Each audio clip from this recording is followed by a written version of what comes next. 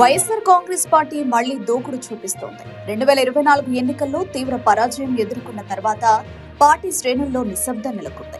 ఈ నిస్తేజాన్ని తొలగించి నాయకులను మళ్లీ ప్రజల్లోకి తీసుకెళ్లేందుకు వైసీపీ అధినేత జగన్మోహన్ రెడ్డి కొత్త కార్యక్రమాన్ని ప్రారంభించారు. అక్టోబర్ 10 నుంచి నవంబర్ 22 వరకు 40 రోజుల పాటు రాష్ట్ర వ్యాప్తంగా రచ్చబండ పేరుతో ఆందోళన కార్యక్రమాలు నిర్వహించనున్నట్లు పార్టీ ప్రకటించింది.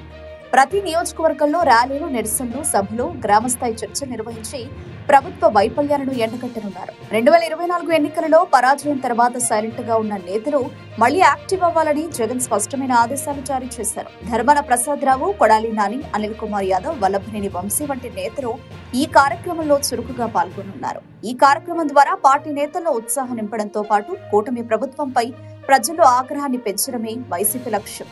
అయితే ఈ ఉద్యమం అన్ని ప్రాంతాల్లో విజయవంతం అవుతుందా లేదా అనేది చూడాలి. Jagan plan clear. పార్టీకి జోష్ ఇవ్వడం, ప్రజల్లో మళ్లీ పట్టు సాధించడం.